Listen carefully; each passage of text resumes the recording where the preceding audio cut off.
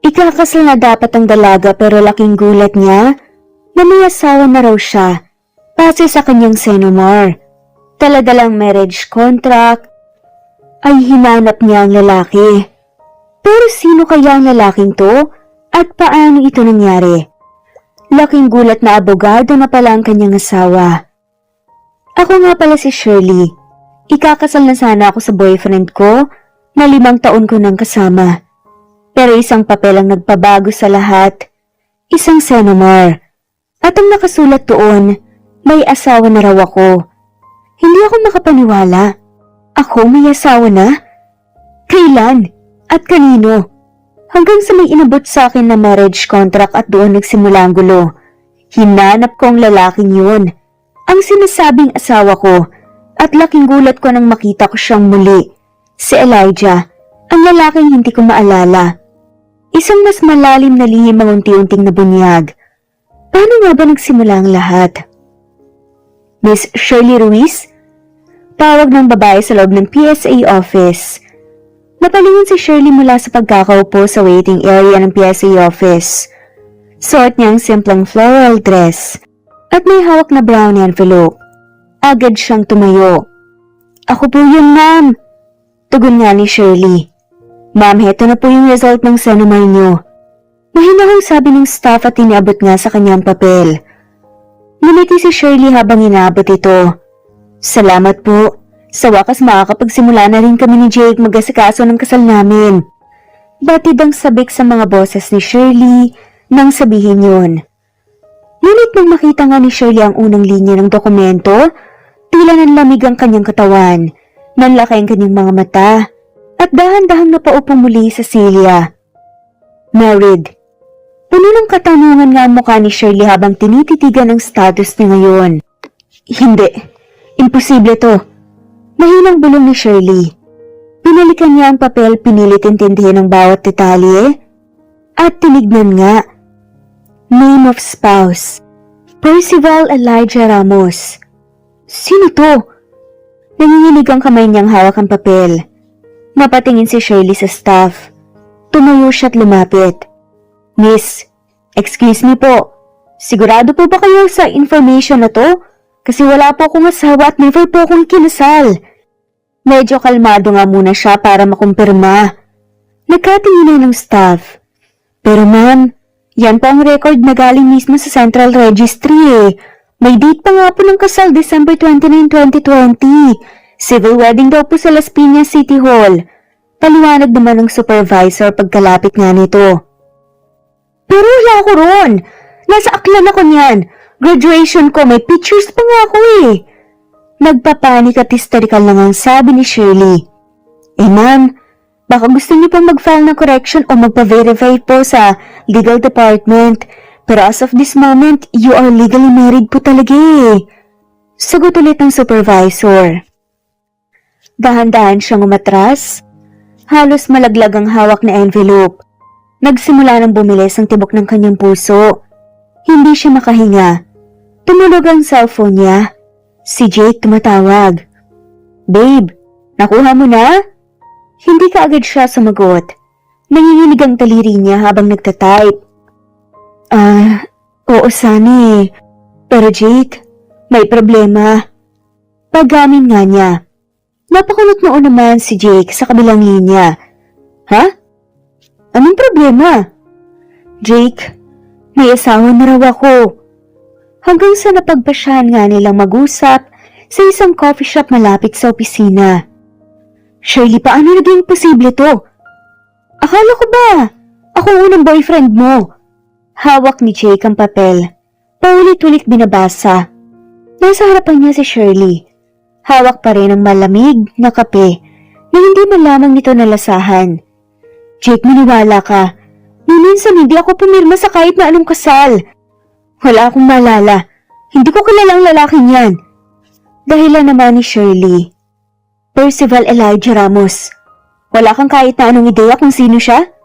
Seryosong tanong pa nga ni Jake. Umiling-iling si Shirley. Wala! Wala akong kilalang Elijah. Wala akong ex na ganyan ang pangalan. Hindi ko nga alam kung kailan ako naging parte ng Nang kasal na to eh. Medyo humina ang boses ni Shirley sa huli dahil in denial talaga siya. Tahimik si Jake. Kita naman sa mga mata niya ang pagkalito at galit. Please Jake, huwag ka munang mag-isip ng masama. Mahal kita. Ikaw ang gusto kong pakasalan kaya nga ako nag-request ng Senomar para sa atin to. Confident ako na wala talaga akong ginagawang masama. Sambit nga ni Shirley. Pinikit ni Jake ang mga mata niya. Pilit nilulunok ang bigat. Uwi muna ako. Kailangan ko munang mag-isip. Nangihinang saad nga ni Shirley at hindi tumugon si Jake. Tila ba nawawala nga ito sa sarili. Kaya naman umalis si Shirley sa coffee shop, isang gawin niyang pinag-isipan kung paano nangyaring kasal na nga siya sa ibang lalaki na hindi niya kilala. Sumasakit lamang ang ulo ni Shirley sa kakaisip kaya naman hihinto nga niya to. Kinabukasan na pagpasyahan nga ni Shirley na makipagkita ulit kay Jake sa restaurant para maayos ang lahat. Hawak niya ang kamay ni Jake. Mahigpit parang ayaw na nga niyang pakawalan pa. Jake, gagawa ko ng paraan. Mahina niyang sabi at pilit ngumiti. Kahit gaano kahirap to, lalaban ako kasi ikaw ang mahal ko. Ikaw ang gusto kong makasama. Dagdag pa nga ni Shirley. Tahimik lamang si Jake hindi makatingin ng diretso kay Shirley, kita sa kanyang mukha ang bigat nito. Lihim na hindi alam ni Shirley. Dahil kagabi lang, habang naguguluhan sila tungkol sa Senomar, may dumating sa bahay ni Jake. Flashback. Gabi bago ang takbo sa restaurant, may kumatok sa labas ang pinto ni Jake. Sandali lang, sabi nga ni Jake. Nakasandot bagong paligo pa lamang. Pagbukas ng pinto isang lalaking nasa labas. Matangkad, maayos ang bihis at may malamig na titig. Percival Elijah Ramos? Pakilala nga nito at iniabot ang kamay. Jake. Nag-aalangan naman na inabot yun ni Jake. Alam ko kung sino ka. At alam ko rin kung anong balak mong gawin. Putol nga ni Elijah. Nagkatinginan sila ng matalim. Ayokong palakihin pa to. Kaya dumiretso na ako sa'yo. Huwag mo lang itali ang kasal. Dahil si Shirley ay asawa ko. Legal. Malamig na tinig nga ni Elijah. Kung talagang asawa mo siya, bakit hindi niya alam? Pagbabalik nga ni Jake sa tanong pero hindi na nga itinago pa ang kaba at gulat sa mukha niya. May mga bagay sa nakaraan niyang hindi niya naaalala. Pero totoo ang kasal namin. May papeles, may pirma, kaya walang saysay kung ipagpatuloy ang relasyon niyo. Saad nga ni Elijah. Bakit hindi mo sabihin sa kanya mismo? Tanong naman ni Jake. Dahil hindi pa panahon. At ayokong manggulo. Gusto ko lang umalis ka na sa buhay niya habang maaga pa. At isa pa, huwag mong sabihin sa kanya na nag-uusap tayo. Ito ang huling beses na sasabihin ko to sa'yo. Seryosong sambit ni Elijah. Hindi nakapagsalita si Jake nang umalis si Elijah. Walang lingon-lingon. Samantala sa kasalukuyan, Jake? Tanong ni Shirley pilit kinukuha ang kanyang atensyon. Jake. Dahan-dahang hinugot ni Jake ang kamay mula sa pagkakahawak ni Shirley. Napakunot noo ito. Bakit? Shirley, kailangan nating itigil to. Mahina niyang simula. Parang sumabog ang salitang yun sa tenga ni Shirley. Ano? Ang ibig mong sabihin? Utal-utal nga na tanong ni Shirley at naputol ito. Tumigil si Jake saglit. Nanginginig ang dila nga sa pagsasalita. Hindi na ako tutuloy sa kasal natin. Seryosong saad ni Jake. Nanlaki ang mga mata ni Shirley. Ha? Ano bang sinasabi mo? Dahil lang sa Senomar na to? Jake, kaya natin itong ayusin. Pwede tayong magpa-investigate. Mag-file ng annulment. Lahat gagawin ko. Desperadang saad nga ni Shirley. Dahil wala naman talaga siyang ginagawang masama. Umiling si Jake, pero hindi siya makatingin ng diretsyo. Hindi mo na kailangan gawin yan, Shirley. Kasi ayoko na. Nawawalan na ako ng gana. Honest nga ni Jake. Pero Jake, mahal mo ko, diba? Mahal mo ko, kaya mo ko pakakasalan. Nasasaktan na saad ni Shirley. Tahimik lamang si Jake. Walang sagot, walang kumpirmasyon, walang kahit na anong palatandaan na may natira. At sa katahimikang yun tumulong nga ang unang luha ni Shirley. Parang unti-unting huminto ang mundo. Ang ingay ng restaurant, ang paggalaw ng tao sa paligid, wala siyang narinig. Jake, wag naman ganito! Umiiyak na pakiusap ni Shirley. Nanginginig ang boses ni Shirley habang pilit kinukuha ang kamay ng nobyo. Ngunit hindi siya tinignan ni Jake. Nakatanaw ito sa labas ng restaurant, tila ayaw nang marinig pa ang kahit na anong paliwanag. Alam kong gulo ang sitwasyon, pero hindi ko ito ginusto. Hindi ko alam na may ganitong kasal, Jake. Maniwala ka sa akin. Halos pasigaw na nga niyang sabi at nangingilid ang mga luha. Unti-unti siyang bumigay. Ibinaba ni Shirley ang sarili sa upuan. Itinakip ang kamay sa bibig habang umiiyak. Napapatingin ang ilang tao sa paligid pero wala nga siyang pakialam. Ano bang gusto mong gawin ko? Tanong ni Jake sa wakas. Mahinahon pero punong-puno nga ng tensyon ng boses. Makipaglaban sa akin. Kasama ko. Manindigan, tulungan mo kung alamin kung bakit nangyari to. Jake, ilang taon na tayong magkasama? 5 taon. 5 taon na puro ikaw lang ang minahal ko. Wala akong ibang lalaki, ikaw lang, alam mo yan. Nariing sa adama ni Shirley. Tuluyan na ngang tumulo ang luha niya. Napayuko siya sa mesa. Humahagulgol. Hindi ko kasalanan ti Jake. Hindi ako kasal. Tumigil ka na nga. Sigaw ni Jake at biglang tumayo. Napatras si Shirley sa gulat. Nanginginig ang kanyang labi. Hindi mo ba naiintindihan? Ayoko na. Hindi na kita kayang pakasalan. Galit na wika nga ni Jake. Halos nanginginig ang katawan. Bakit? Dahil lang ba sa papel na yan? Hinabol nga ni Shirley ang hininga. Jake, nasaan lahat ng pangako mo? Galit na tanong ni Shirley. Alam mo ba kung bakit ako pumayag na pakasalan ka? Tanong nga ni Jake sarkastikong nakangiti. Hindi dahil mahal kita. Hindi dahil gusto kong buuin ang kinabukasan natin. Pumayag ako kasi kailangan ko ng kasal para makuha ang mana ng pamilya natin. At para makalaya ako. Hindi naman napigilan pa ni Jake na sumigaw. Makalaya? Makalaya saan? Bulungan ni Shirley. Mambabae. Tila napako si Shirley sa kinaupuan niya. Hindi siya makagalaw, hindi siya makapagsalita, kahit ang luha na tigilan. Matagal na akong may iba, Shirley. Pero ikaw ang tamang babae para sa papel. Sa mata ng pamilya ko. Kasi ikaw yung matinong girlfriend, yung loyal, yung mapagtiis. Pero alam mo kung anong totoo? Dahan-dahang lumapit si Jake at bumulong kay Shirley. Hindi kita minahal. Ginamit lang kita. Ang mga alaala nila ang mga tawanan, yakapan at pangarap, unti-unting nilaman ng kadiliman. Isa pa lang malaking kasinungalingan. Ngayon kung may ibang lalaking nagsasabi na asawa mo siya, aba, di sa kanya ka na. Sa kanya mo hanapin ang forever mong pinapangarap. Saad pa nga ni Jake. Hindi na nga siya nilingon pa ni Jake. Tumalikod na nga lamang siya at diretsyong lumabas ng restaurant. Iniwan siya. Niyakap ni Shirley ang sarili, walang tigil ang pag-agos ng luha, nanlalambot ang kanyang katawan at ang dating matatag na puso, durog na. Makalipas ang ilang araw mula nang masira ang buong pangarap ni Shirley, unti-unti na siyang bumangon mula sa pagkakabagsak. Hindi pa rin madali, araw-araw pa rin siyang nagigising na may bigat sa dibdib, lalo na kapag naaalala ang mga salitang binitiwan ni Jake. Pero higit sa lahat, may mas malaki pa siyang iniisip ngayon.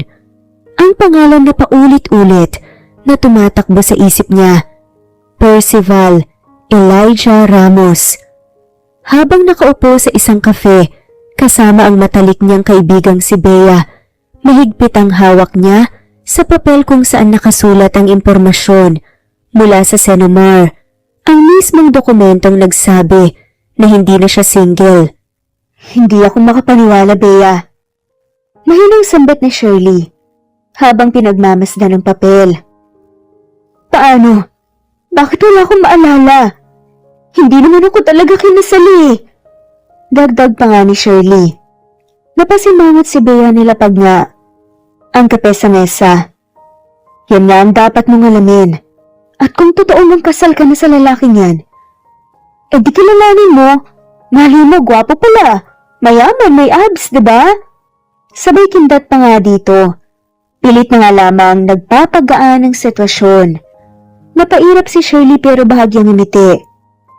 Hindi ako naghahanap ng abs, Bea. Gusto ko lang kasagutan.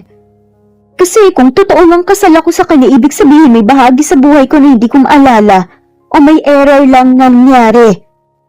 Dahilan pa nga ni Shirley. Tahimik lamang si Bea.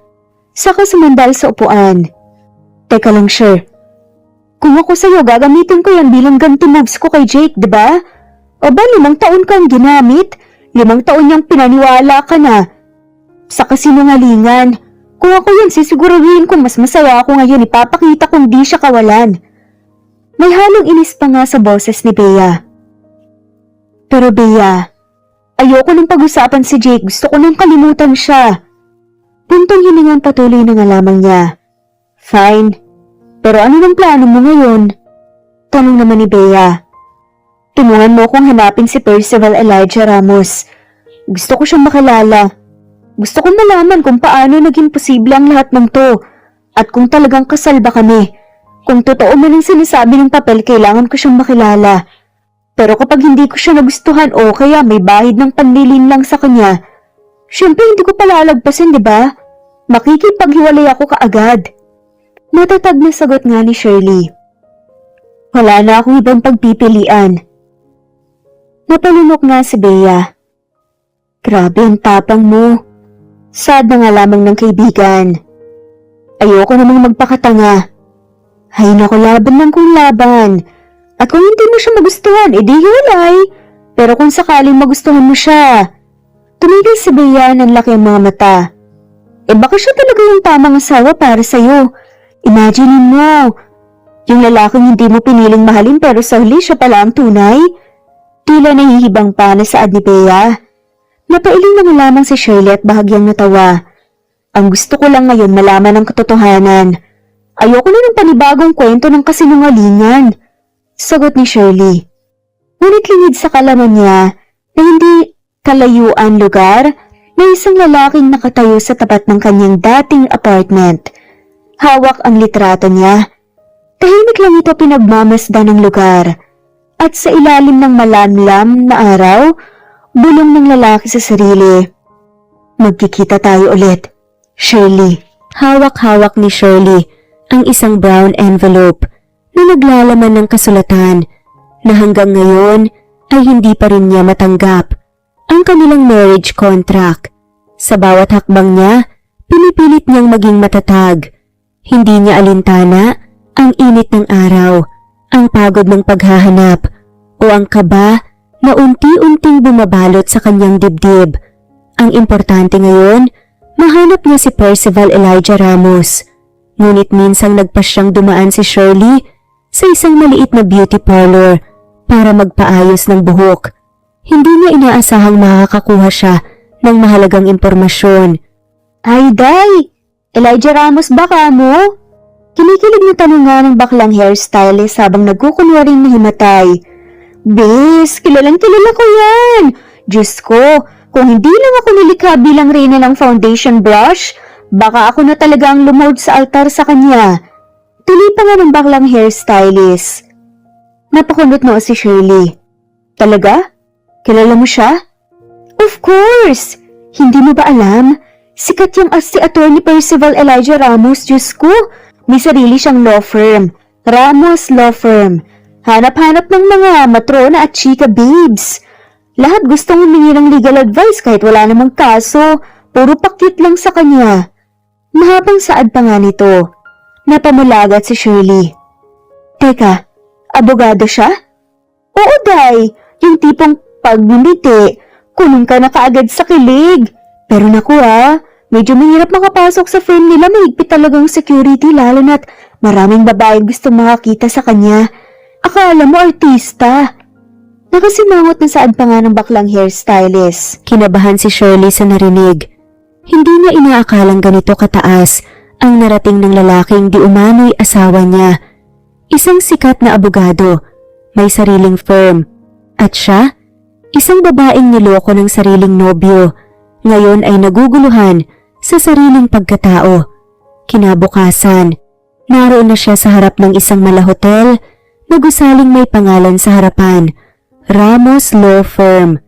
Nanginginig ang kanyang kamay habang hawak ang envelope. Nilingon niya ang matatayog na salamin ng building. Ang laki, imposibleng abutin.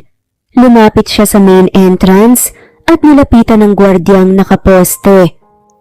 Magandang araw po. Bati nga ni Shirley at pilit na ngumiti. Nandiyan po ba si Atty. Elijah Ramos? Tanong pa nga niya. Tinignan siya ng guard mula ulo hanggang paa. Saka nag-cruise ang mga braso. Sino po sila, ma'am? Tanong nga ng guard. Ako po si Shirley, importante lang po. Kailangan ko po siyang makausap eh. Sagot niya kaagad. Umiling ang guard. Naku, pasensya na po, confidential ang info po. Kung andito po, wala si Sir Elijah eh. At saka, kung babae ka rin lang na gustong makita siya, pakiusap. Huwag na pong ipilit pa. Ilang beses na po namin pinapakiusapan ng mga dumadayo rito, lalo na ang mga babaeng nangaakit lang. Pahayag pa nga nito. Ay, naku, hindi po ako fan. Hindi rin ako mangaakit. Hindi po ako dumayo para magpa-cute. Importante lang talaga, kailangan ko po siyang makausap. Paliwanag nga ni Shirley nanginginig ang boses. Uulitin ko, ma'am. Hindi po talaga pwede. Kung hindi po kayo aalis, mapipilitan po akong ipatawag ang security at kalad ka rin po kayo palabas. Matigas ang mukha ng guard. Tuluyan ang namutla si Shirley. Hindi siya papayagan, pero kailangan niyang makapasok. Hanggang sa isang babae ang biglang sumingit mula sa loob ng lobby. Teka lang! Isang lalaking naka-slacks at long sleeves ang lumapit. Maayos-ayos nga ang buhok at may hawak na clipboard. Ano meron dito, Kuya Ed? Tanong nga nito sa guard at kunot ang noo. Tinuro nga ng guard si Shirley. Isa na naman sa mga humahabol kay Sir Elijah, ayaw umalis eh. Sagot nga ng guard. Napalingon ng lalaki kay Shirley at tila napatigil. Nanlaki ang mga mata nito at unti-unting napalunog. Shirley? Ikaw nga. Bulong nga ng lalaki.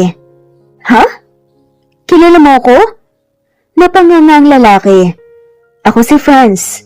Ako ang sekretary ni Atty. Elijah. Masayang sambit ng lalaki. Hindi makapaniwala si Franz.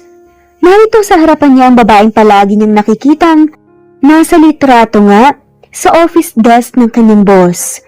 Ang babaeng tinitignan ni Elijah tuwing malalim ang gabi at tila puno ng lungkot ang mga mata habang ginagawa yon.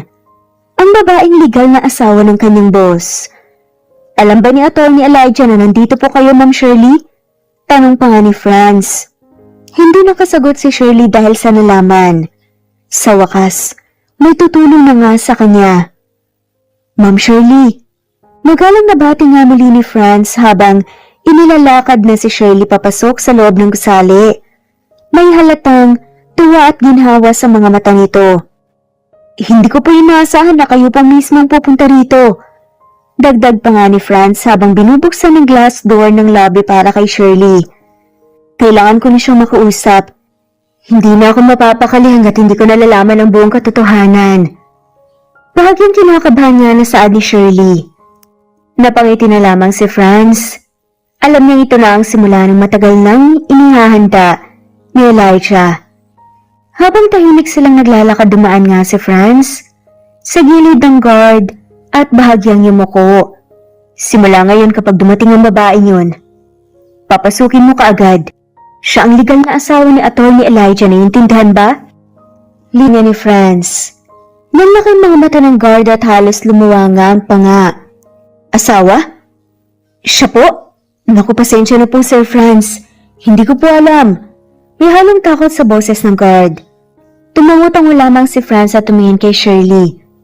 Okay na tayo dito, ma'am. Tara na po.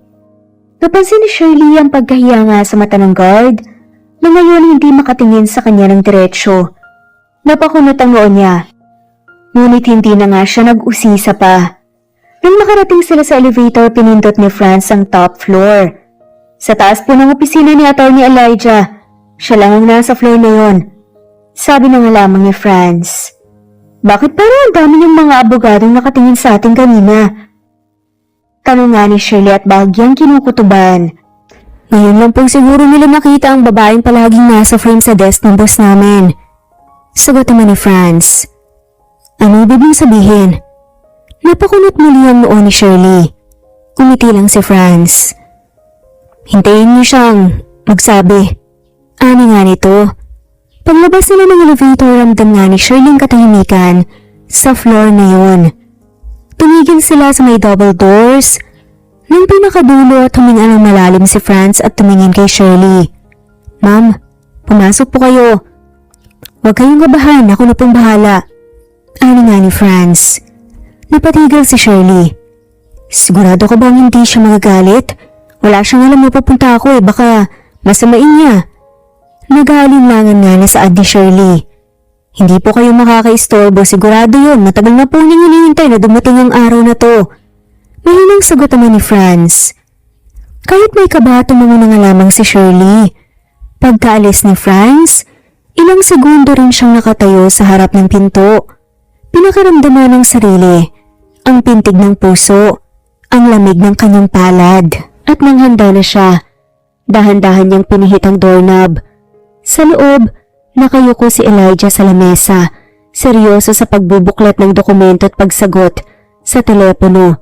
Hindi nito napansin ang pagbukas ng pinto ni ang presensya ni Shirley na ngayon ay lumalapit rito. Napanganga si Shirley habang pinagmamasdan ang lalaking abala sa trabaho. Mula sa hulma ng katawan, sa tikas ng postura, sa linya ng panga. Pamilyar. Percy! Bulong ni Shirley, halos hindi inaasahan. Isang salita na tila bala sa puso ni Elijah nang marinig mula sa labi ni Shirley. Ang pangalang matagal na niyang itinago. Matagal na hindi nabanggit ni kahit sinong malapit sa kanya, maliban kay Shirley. Napaangat ng tingin si Elijah mula sa mga dokumentong inaayos niya. Nanlaki ang mata at nanigas ang buong katawan niya nang makita ang babaeng minsan na niyang inibig. At hanggang ngayon ay bahagi pa rin ng puso niya, si Shirley. Nakatayo ito sa harap ng kanyang mesa, halatang kinakabahan. Shirley. Mahina ngunit punong-puno ng emosyon ang tinig ni Elijah. Napatayo agad si Elijah mula sa kinauupuan, hindi makapaniwalang nahanap siya ni Shirley. Ilang taon niya itong iniiwasan. Ilang taon siyang nagtatago sa likod ng katahimikan. Ngunit narito na si Shirley. Hindi pa man nakapagsalita si Shirley, agad siyang nilapitan ni Elijah. Tumigil ito isang hakbang mula sa babae. Kita sa mga mata ni Shirley ang gulat, ngunit sa ilalim nito'y may kaba, may takot. Hindi ka dapat nandito. Shirley, hindi pa ito ang tamang panahon. Bulong nga ni Elijah, halos hindi narinig. Napakunot ang noo ni Shirley. Bakit? Ano bang mali sa pagpunta ko rito? Gusto lang naman kitang makausap at gusto kong maliwanagan. Agad na tugon ni Shirley. Hindi mo pa dapat ako makita. Mabilis na sagot ni Elijah, pinipigilan ng sarili. Napasabunot na nga lamang siya sa sariling buhok at halatang hirap na hirap sa emosyon. Hindi pa handa ang lahat. Hindi pa handa ang isip mo. Bahid nga ang takot sa boses ni Elijah. Ano bang ibig mong sabihin? Ano bang tinatago mo sa akin, Elijah? Bakit parang kilalang-kilala mo ko? Dagdag pa nga niya at marami nga siyang gustong itanong. Naglakad si Shirley papalapit. May relasyon ba tayo noon? Magkakilala na ba talaga tayo matagal na? Kasi kung paano ka tumingin sa akin, kung paano mo ko kausapin, parang higit pa sa simpleng pagkakasala meron tayo. Nagdududa ang saad niya ni Shirley. Hindi ka agad nakasagot si Elijah. Nanginginig ang mga daliri niyang nakasapo sa gilid ng mesa. Halatang may bumabagabag sa kanya. Ngunit mas nangingibabaw ang takot. Pakiusap lang, Shirley, wag mo yun. Sinalubong niya ang mga mata ni Shirley, mariin, at puno ng pakiusap. Kung may tiwala ka sa akin, hayaan mo akong pumili sa tamang oras. May naayos pa akong dapat ayusin. At kapag handa ka na, sasabihin ko sa iyo ang lahat. Ang totoo. Pakiusap ni Elijah. Hindi ako naniniwala. Sinadya kong hanapin ka. Dinala ko ang kasulatan ng kasal natin. Gusto kong malaman kung paano tayo nauwi doon Sa kasalang hindi ko naman maalala. At ngayon nandito ako sa harapan mo. Pero anong binibigay mo? Mga palusot? Malamig ang tinig ni Shirley. Hindi to palusot. Naputo lang sasabihin ni Elijah nung sumabat nga si Shirley. Ano bang meron sa nakaraan natin? Doon na bumigat ang hangin sa opisina. Para bang sa bawat salita ni Shirley, isang patak ng pawis ang nanguhulog mula sa sentido ni Elijah. Ayoko masaktan ka. Mahinang sagot ni Elijah. At bago pa man matawagan ni Elijah si Franz para pauwiin si Shirley, biglang napahawak si Shirley sa ulo nito. Para bang may sumasaksak nga sa loob ng sindido nga ni Shirley. Napaurong ito na paupo sa carpeted floor habang pilit kinakalma. Aray, ang sakit! Bulong nga ni Shirley nanginginig ang boses. Shirley! Halos mapasigaw si Elijah at agad lumapit. Agad itong lumuhod sa harapan ni Shirley. Sino po ang mga balikat ng babae? Huwag ngayon, hindi pa dapat. Walang nagawa si Elijah kundi umabot nga sa maliit na drawer sa ilalim ng kanyang mesa. Kinuha niya ang isang maliit na ampule at isang pinong syringe. Halatang sanay nga siya sa galaw. Nanginginig mo mabilis at maingat ang bawat kilos. Patawad Shirley pero kailangan mo to. Ayaw kitang saktan. Hindi pa ngayon ang panahon. Bulong nga ni Elijah habang tinuturo ko sa balikat ang pangpapakalma. Unti-unting nanlambot ang katawan ni Shirley. Pumikit ang kanyang mga mata. Bumagsak ang kanyang noo sa balikat ni Elijah. At sa huling sandaling bago siya mawalan ng malay, isang piraso ng alaala ang kumislap sa kanyang isip. Nasa kotse siya at may ilaw na sumilaw sa kanya. At pagkatapos, kadiliman. Unti-unting, iminulat ni Shirley ang kanyang mga mata. Pinilit niyang bumangon mula sa madilim at malalim na bangungot. Habang unti-unting bumabalik ang ulirat, napansin niya ang malamig, ngunit malinis na puting kisame, ang mahinang beep ng monitor sa tabi ng kanyang kama. Nasa ospital siya. Napansin niyang may mainit na bagay na hawak ang kanyang kamay at doon niya nakita ang isang pamilyar na figura. Nakatulog si Elijah sa tabi ng kama, nakadantay ang ulo sa gilid nito, mahigpit pa ring hawak ang kanyang kamay na para bang kahit sa tulog ay ayaw nitong pakawalan. Hindi gumalaw si Shirley. Pinagmasdan lamang niya ang lalaki. May kung anong kuryenteng dumaloy sa kanyang puso. Hindi niya alam kung bakit, pero may pakiramdam siyang matagal na niyang kilala ang lalaking ito. May koneksyon na hindi kayang buwagin ng oras o distansya. Hinaplos ni Shirley ang buhok ni Elijah. Maingat, banayad. Napakislot si Elijah at unti-unting napadilat. At laking gulat nito nang makitang hawak ni Shirley ang buhok nito. Shirley, gising ka na. Mahinang bulalas ni Elijah. Nanlalaki ang mga mata. Mabilis itong napopo ng maayos. Hindi alam kung anong dapat gawin. Kamusta ka? Dagdag ni Elijah. Agad na kinapanga ang bell sa tabi nga para sana tumawag na ng doktor. Kailangan nating ipatawag ang doktor. Ngunit pinigilan siya ni Shirley sa pamamagitan ng paghawak na sa kanyang kamay. Huwag muna.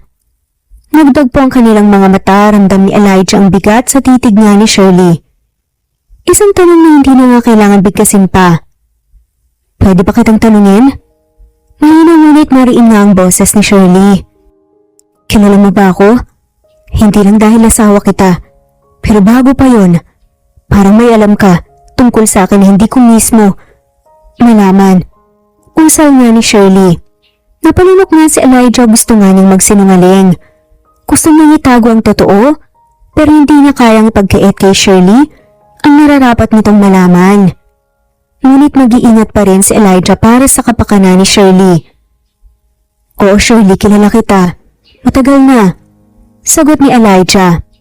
Hindi ko alam kung paano ko to sasabihin nang hindi kita nasasaktan pero bago tayo kinasal dati na kitang minahal. Ako ang nobyo mo nung high school pa lang tayo. Dagdag pa ni Elijah. Nanatiling tahimik nga si Shirley, hawak pa rin niya ang kamay ni Elijah habang pinipilit alalahanin ng mga sinabi nito. Pero may nangyari. May nangyari hindi ko pa kayang sabihin ngayon. Mahina ang tinig nga ni Elijah, baka sumbigat ng emosyon.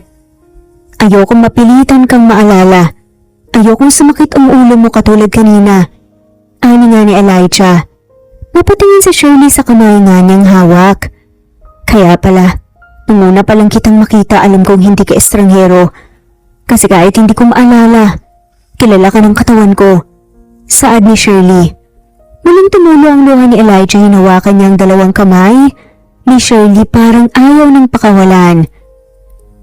Shirley, kahit hindi mo na maalala, mananatili pa rin ako sa tabi mo. Hindi na ako aalis, pero hayaan mong hintayin ko ang tamang panahon para sabihin ng lahat. Hindi ko gustong maulit ang sakit na naranasan mo noon. Mahabang sambit ni Elijah. Hindi nakasagot si Shirley, ngunit tayong ipinakita nga lamang ay ang magandang ngiti nito. Pangako hindi kita iiwan, bulong ni Elijah. At sa unang pagkakataon mula nang muling magtagpo, tila parehong nakahanap ng tahimik na kanlungan ng dalawa. Hindi pa man buo ang alaala, pero buo ang damdamin.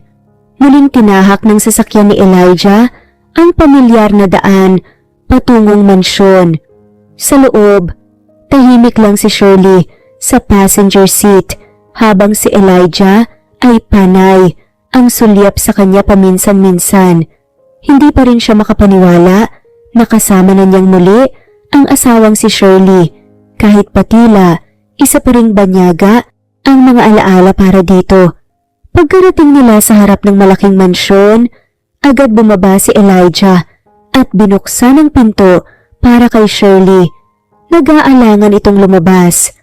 Elijah, sigurado ka ba rito?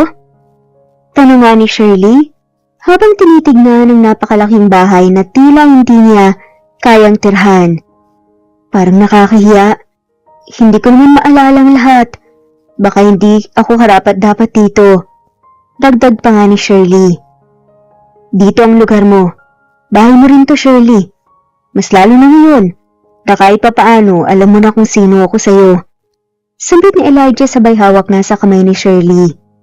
Natigilan si Shirley. Hindi pa rin siya sanay sa bawat sulyap at paghawak ni Elijah. Pero may kung anong sigla sa dibdib niya kapag sinasabi nitong sila ay mag-asawa. Kaya dahan-dahan siyang tumango. Sige, pero sandali lang muna. Hindi pa ako ganap na kampante. Tugon ni Shirley. Nahihiyang numiti. Sapat na sa akin na pumayag kang sumama. Bulong nga ni Elijah. Pagpasok nga nila sa mansyon, sinalubong sila ng katahimikan ng loob nito. Nakita ni Shirley ang mga larawan sa dingding. May mga pictures sila ni Elijah. Halatang dalaga at binata pa nga silang tignan. Pero hindi niya matandaan ang alin man doon. At doon muling sumagi sa kanyang tanong. Ano nga ba talaga ang nangyari sa nakaraan ko? Halika, ipapakita ko ang kwarto natin. Kaya nga ni Elijah sabay aking nga sa kanya. Paakyat sa second floor. Kwarto natin? Napahinto si Shirley sa paglalakad. Napakamot sa batok si Elijah. Bahagyang namula. Oo nga pala, dati sanay tayong magkatabi sa higaan. Pero alam ko, hindi ka pa komportable. Kaya kung gusto mo sa kabilang kwarto ko muna. Pero sana kahit minsan makasama ulit kita sa isang silid. May bahid nga ng pangungulila sa boses ni Elijah. Sige, salamat. Namula si Shirley. Tumingo si Elijah, sabay-sabing walang anuman. Akmang papasok na nga sana si Shirley sa kabilang kwarto, nang biglang hawakan ni Elijah ang kanyang braso. Shirley, teka lang. May pabor ako bago ka pumasok. Habol nga nito. Lumingin si Shirley. Ano yun? Lumapit si Elijah, hawak pa rin ang braso niya. Napangiti ng marahan at tumitig nga sa mga mata ni Shirley. Pwede ba akong humalik? Tanong ni Elijah. Ha? Napatulala si Shirley. Mas lalong lumapit si Elijah at sa halos bulong nga na sinabi niya, kapag hindi ka nagsalita o hindi mo ako tinulak, hahalikan kita. Saad ni Elijah. Humigpit ang hawak ni Elijah sa baywang ni Shirley habang dahan-dahan itong yumuko papalapit sa kanyang labi. Hindi nagsalita si Shirley, hindi rin siya umiwas, at tuluyang naglapat ang kanilang mga labi. Matagal at mabahal, puno ng pangungulila.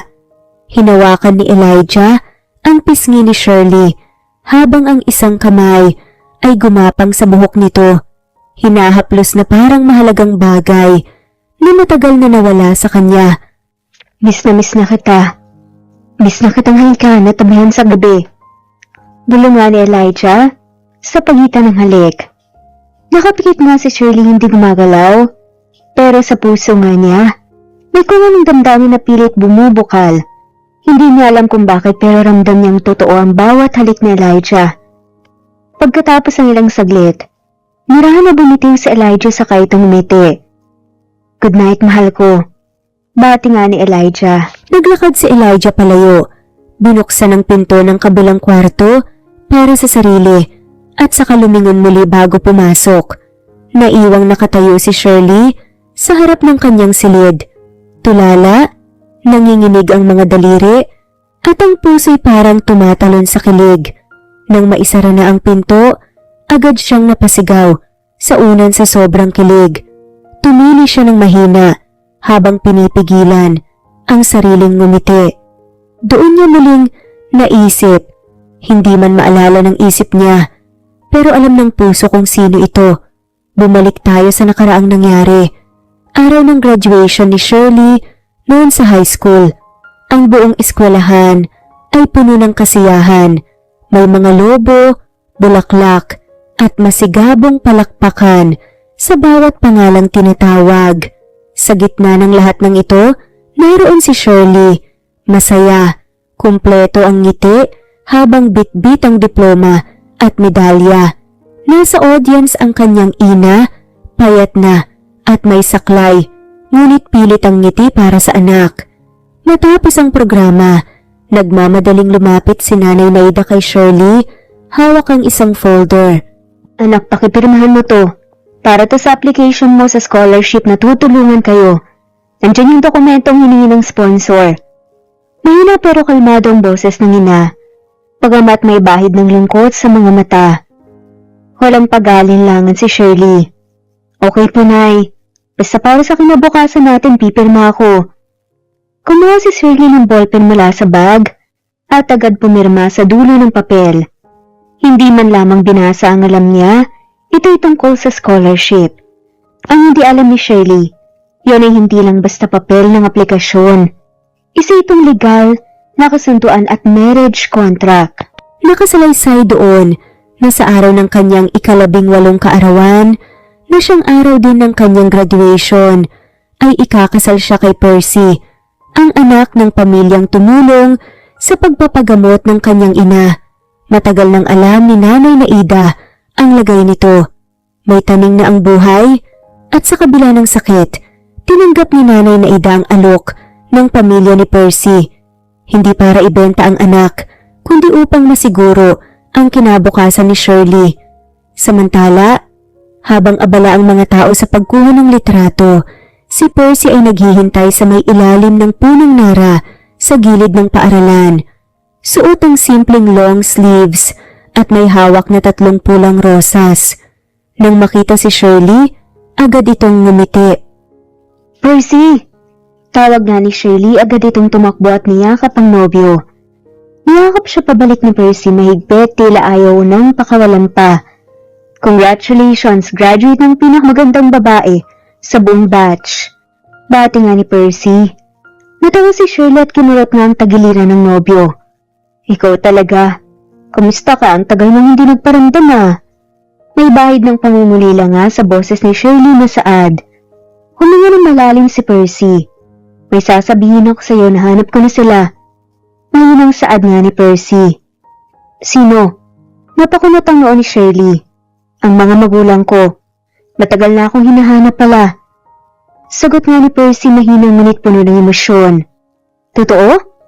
Napatigil si Shirley, tinignan niya nang maigi ang mukha ni Percy. Tumango si Percy. Hindi na lang ako basta si Percival. Elijah ang pangalan ko ngayon. Ibinayin nila sa akin ang apelyido nila at sinuportahan nila ang pag-aaral ko. Malapit na akong magtapos ng law school, Shirley. Sa tulong nila, magiging abogado na ako. Masayang pahayag nga ni Percy. Natuwa naman si Shirley. Sabay sabing, I'm so happy for you. Alam kong matagal mo nang pinapangarap yan. Yumakap si Shirley muli kay Percy. Pero Percy, Mano, Elijah, wala namang nagbago sa iyo, diba? Tanong pa nga niya. Ngumiti si Percy at sabay na hagod niya sa buhok ni Shirley. Walang magbabago, ikaw pa rin ang mahal ko at mamahalin. Nagkatinginan sila. Malalim, tahimik, puno ng damdamin. Unti-unting lumapit ang mukha ni Percy kay Shirley at naglapat ang kanilang mga labi sa isang halik na puno ng pangako at pagmamahal. Matagal yun. Sapat para madama ng isa't isa ang pagtibok ng puso nila. Ngunit sa isang iglap tumigil si Percy. Hinawakan niya ang magkabilang pisngi ni Shirley. Shirley, hanggang dito na lang muna. Hindi pa to tamang oras. Awat nga ni Percy sa halik. Nang napansin na lumalalim ngayon. Nakangiti si Shirley pero bahagyang namumula. Bakit ayaw mo ba? Nahiya na tanong nga ni Shirley. Napakagat sa sariling labi si Percy. Gusto. Sobrang gusto. Pero ayoko rin na ang unang beses natin ay sa ganitong lugar. Gusto ko kapag kasal na tayo. Tugon ni Percy. Kasal? Napanganga si Shirley. Napakamot si Percy. Sabihin na lang natin, baka mas mabilis pa yun kesa sa inaasahan mo. May kahulugang saad nga ni Percy. Napakunot ang noon ni Shirley. Ano ka ba, Percy? May binabalak ka ba? Tanong pa nga niya. Wala naman, mahal. Swerte ka kasi may faithful kang nobyo na hindi ka iiwan. At ako mas swerte dahil ikaw ang mahal ko. Tanging sagot nga lamang ni Percy. Hindi pa rin alam ni Shirley na napirmahan na niya ang marriage contract na pinapapirma ng kanyang ina kanina sa pangalan ng pag-ibig, sakripisyo at isang kasunduang matagal ng pinlano. Makalipas ang 1 linggo matapos ang masayang graduation ni Shirley, biglang binalot ng dilim ang mundo niya. Tumawag ang ospital. Malubha na raw ang kalagayan ng kanyang ina. Hindi pwede. Hindi pa ito ang oras. Bulong nga ni Shirley habang nanginginig ang mga kamay sa pagmamaneho. Mabilis siyang sumakay sa kotse, hawak ang cellphone, na ilang ulit na tinawagan nga ang ospital at mga kamag-anak. Sa bawat pintig ng kanyang puso, kasabay ang kaba na baka hindi na nga niya maabutan ng ina. Hintayin mo ko, Nay, please. Bulong niya. Pilit pinipigilan ang pagbagsak ng luha habang binubuntong hininga. Ngunit sa isang iglap, isang blinding na ilaw mula sa kabilang lane ang bumunggo sa harapan ng sasakyan ni Shirley. Nakasalubong niya ang isang truck na nawalan ng preno. Isang malakas na salpukan ang narinig. Pagkatapos ng tunog ng yupe at salamin, katahimikan ang sumunod. Sa ospital, halos madurog ang puso ni Elijah sa sinabi ng doktor sa kanyang mga magulang. Hindi po siya nagtamo ng matinding sugat sa katawan, pero na-trigger po ang kanyang mental state dahil sa matinding trauma. Una sa pagkawala ng kanyang ina, pangalawa sa aksidente. Nagresulta ito sa isang uri ng dissociative amnesia. Hindi niya matanggap ang sunod-sunod na nangyari, kaya ang utak niya kusa na rin nagprotekta sa sarili. Paliwanag nga ng doktor. Hindi makapaniwala si Elijah. Para siyang binagsakan ng mundo. Anong ibig mo sabihin? Hindi na niya ako maalala? Basag nga ang tinig niya ni Elijah. Bakas ang pagkabasag niya ng damdamin sa bawat salita. Hindi lamang kayo. Karamihan sa mga alaala niya bago ang aksidente burado na at nasuppress ng isip niya. At tuwing sinusubukan niyang balikan yun, umaatake ang pananakit ng ulo. Kailangan nating iwasan ang anumang maaaring mag-trigger. Sagot naman ng doktor. Mapaupo si Elijah. Alam kong masakit, pero kailangan mong tanggapin, kahit mahirap. Mahinang sambit ng ina niya sa bayakap. Hindi ko kaya, Ma. Hindi ko kaya na hindi niya ako maalala. Hindi niya ako nakilala kanina. Na hindi ko nakita ang ngiti niya para sa akin. Para akong wala sa kanya. Emosyonal na sambit nga ni Elijah.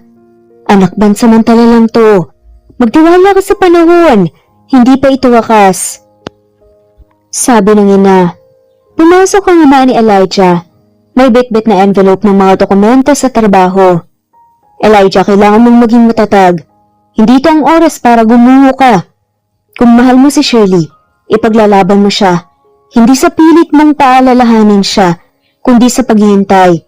Sa paghahanda, mag-focus ka sa pag-aaral mo. Maging abogado ka. Maging lalaking pwedeng ipagmalaki ni Shirley pagbalik ng alaala niya. Seryosong pangaral nga ng ama ni Elijah. Tahimik si Elijah, nakatitig sa sahig. Gawin mo to para sa kanya. Para sa pamilya niya balang araw. Dagdag pa nga ng ama ni Elijah. Tumango si Elijah. Hindi pa man buo ang loob, alam niyang kailangan niyang sumubok. Tumayo siya, tinuyo ang mga luha, at sa unang pagkakataon, sinimulang tanggapin ang totoo na kailangang magsimula siyang muli. Simula noon, palihim siyang dumadalaw kay Shirley. Sa tuwing gabi, kapag wala na masyadong tao sa ospital, pumapasok siya sa kwarto nito. Tinitingnan lang niya ito mula sa tabi ng kama, hawak ang kamay, tahimik na nagdadasal. Mahal kita, Shirley. Kahit hindi mo ako maalala ngayon, araw-araw kitang mamahalin, kahit mag-isa lang akong nakakaalala. Ani Elijah. Bawat haplos ng daliri niya sa buhok ni Shirley ay may kasama luhang pilit niyang tinatago. Hindi man siya pinapayagan ng mga magulang niyang bumisita palagi. Dahil baka atakihin si Shirley kapag magising ito at makita siya. Hindi tumigil si Elijah. Pinagigihan ni Elijah ang pag-aaral. Araw-gabi siyang nagbabasa, nagpa-practice, nagpapakita ng galing sa universidad. Iniisip niya ang bawat tagumpay bilang isang paunti-unting pagbabalik loob sa pangakong iniwan ni Shirley sa kanyang puso. At sa tuwing sinusulat niya ang pangalan sa mga papel ng eskwela, palagi niyang isinasabay sa isipan ang isa pang pangalang hindi kailanman mabubura. Shirley and Elijah Percival Ramos. Muli ay bumisita si Elijah sa ospital. Bit-bit ang isang maliit na buket ng paboritong bulaklak ni Shirley, mga lilat puting liryo. Nanginginig ang kanyang mga kamay habang binubuksan ang pintuan ng silid ng asawa. Ramdam niya ang bigat ng bawat hakbang, ngunit hindi siya handa sa nadatnan. Nakita niyang gising na si Shirley. Nakaupo ito sa kama, nakatingin sa labas ng bintana. Ngunit nang mapansin si Elijah, agad itong tumingin sa kanya. Nanigas si Elijah. Hindi siya makagalaw. Napako ang mga paa sa sahig, habang ang puso ay tila bumulusok sa dibdib. Buong pag-asang naghintay siya ng kahit kaunting pagkilala sa mga mata ni Shirley. Ngunit ang tanong nito ay parang punyal na tumarak sa puso niya. Sino po kayo? Tanong ni Shirley. Mahinahon pero bakas ang pagtataka. Anong ginagawa niyo sa loob ng kwarto ko? Dagdag pa nga nito. Hindi kaagad nakasagot si Elijah. Parang nawala ang tinig niya. Nanlabo nga ang paningin sa pagbagsak ng luha. Pasensya na nagkamali ako ng kwarto. Akala ko ibang pasyente. Utal na dahilan na nga lamang ni Elijah. Hindi sumagot si Shirley pero ngumiti ito. Isang inosente payapang ngiti. At sa ngiting yun, mas lalo lamang nasasaktan si Elijah sa sitwasyon nga nila ni Shirley. Okay lang. Madalas naman yung mangyari rito eh. Ani ni Elijah sabay baling nga ng tingin sa bulaklak. Para sa pasyente sa kabilang kwarto ito, nagkamali lang ako ng pihit. Dagdag pa nga niya. Agad siyang kumawala sa silid bago pa man maramdaman ni Shirley ang pagkirot sa ulo. Pagkalabas niya, doon na bumigay ang emosyon. Doon na siya napaluhod sa pasilyo. Doon na niya binitiwan ang lahat ng bigat ng damdamin. Kahit ilang beses man lang sana maalala mo ko, Shirley. Tinig niya'y halos bulong. Pasag puno ng sakit. Dahil sa insidenteng yung kinausap na ng mga magulang ni Elijah ang doktor. Ang hatol kailangan dumistansya ni Elijah. Masyado siyang sensitibo sa mga taong konektado sa nakaraan niya. Kailangan niya mabuhay muna sa isang normal na kapaligiran. Paliwanag ng doktor. Hindi matanggap ni Elijah ang desisyong to.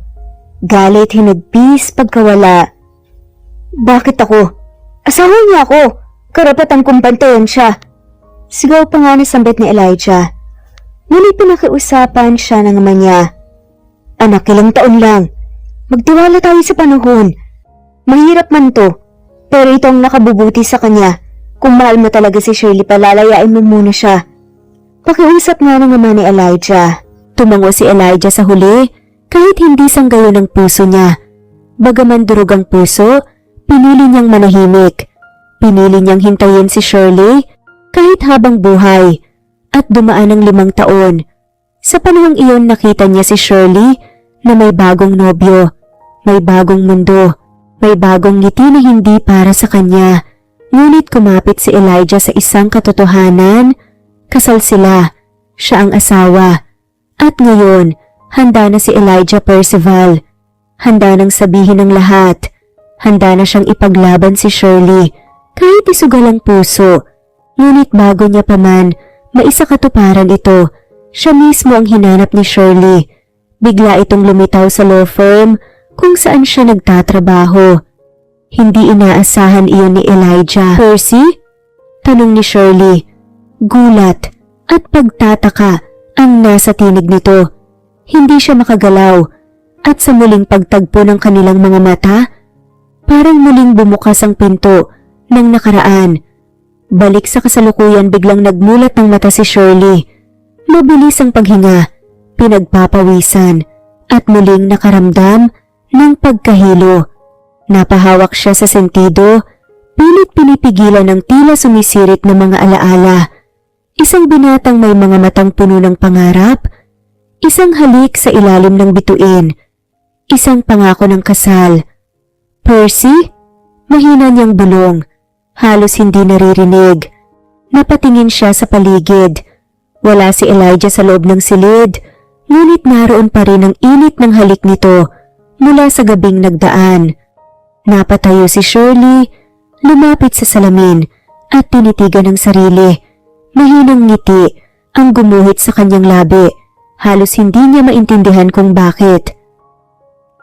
Percy, Elijah, bulong niya muli. Bakit parang familiar ka? Sa pagkakataong to hindi sumakit ang ulo niya. Hindi siya natake ng pananakit. Bagkus tila isang sinag ng liwanag ang pilit naglalakbay sa madilim na bahagi ng kanyang alaala. At ito'y nagsimula nga nang bumalik paunti-unti. Dumating na ang gabi. Sa gitna ng katahimikan, bumangon si Shirley mula sa kama. Hawak-hawak ang maliit na unan habang pinapawi ang kaba sa dibdib. Hindi siya mapakali. Mula nang magising siya kanina, ay may kung anong kumakalabit sa damdamin niya. Mga alaalang parang piraso ng puzzle na dahan-dahang nagkakabit-kabit sa isipan niya. Napatingin siya sa pintuan ng kabilang kwarto. Naroon si Elijah at sa hindi maipaliwanag na damdamin, parang kailangan niyang mapalapit rito ngayong gabi. Dahan-dahan niyang binuksan ang pinto. Nakita niya ang tulog na si Elijah. Tila mahimbing ang pagkakatulog. Lumapit si Shirley sa tabi ng kama. Umupo sa gilid. Ilang saglit ay pinagmasdan lamang niya ang mukha ni Elijah. Tila iniukit sa alaala ang bawat detalye. Percy, bulong niya, halos hindi marinig. Bakit parang ikaw ang taong matagal ko nang hinahanap? Unti-unting gumalaw ang kamay ni Shirley at hinawi ang buhok ni Elijah na tumatakip sa noo nito. Banayad niyang hinaplos ang pisngi nito.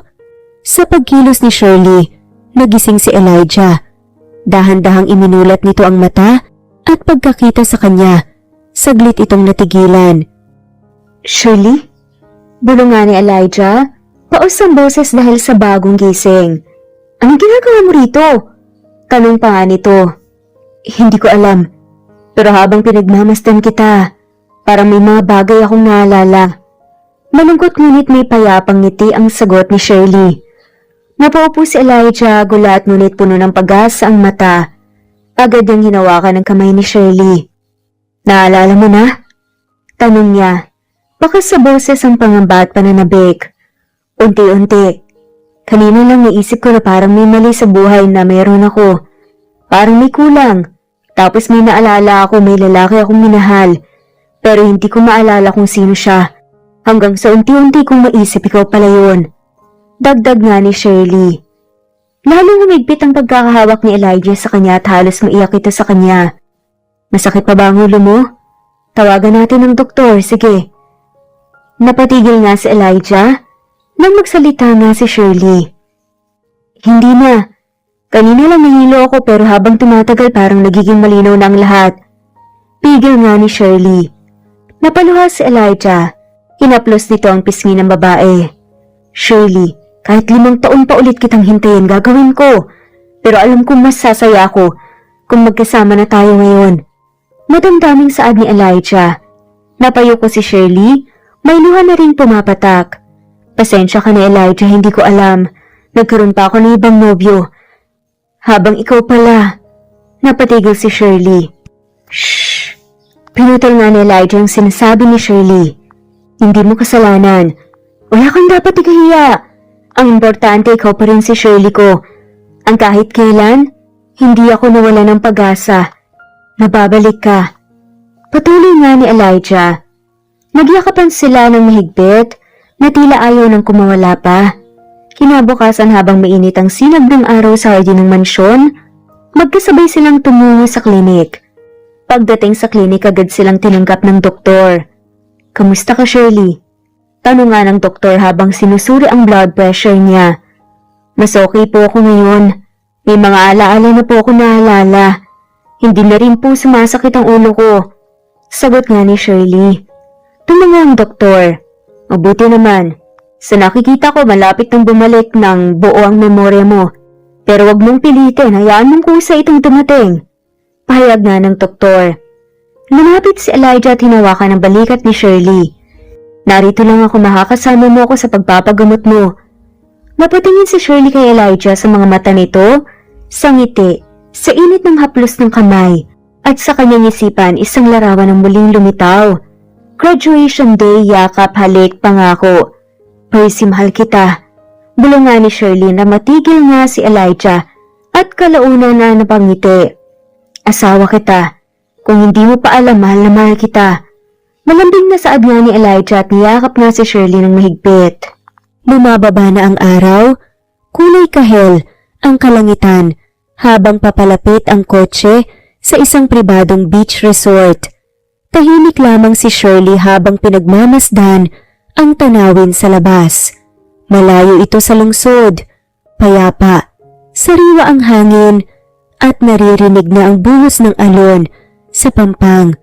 Tumigil ang sasakyan sa tapat ng isang eleganteng villa na may tanawing dagat. Bumaba si Elijah at agad na binuksan ang pinto para kay Shirley.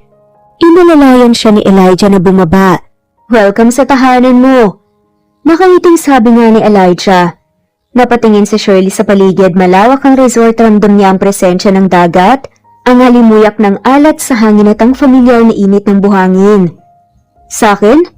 Tanong nga ni Shirley habang nakakunot ang noong ngunit nakangiti. Tumango si Elijah. Oo, ginawa ko to para sa'yo. Alam ko kasing palagi mong sinasabi dati. Gusto mong magkaroon ng sariling beach. Yung pwede mong laging puntahan kapag gusto mong mapag-isa o magpahinga. Kwento pa nga ni Elijah. Napalingin si Shirley sa dagat at unti-unti nga, parang isang pelikula na bumalik sa isipan niya ang isang eksena. Sila ni Percy, naliligo sa dagat doon, nagtatawanan habang hinahabol ang isa't isa sa pampang. Sinabi ko ngayon, sabi ko gusto kong magpatayo ng sarili kong resort balang araw, para araw-araw ako makakaligo sa dagat. Napangiti si Shirley habang nakatingin kay Elijah.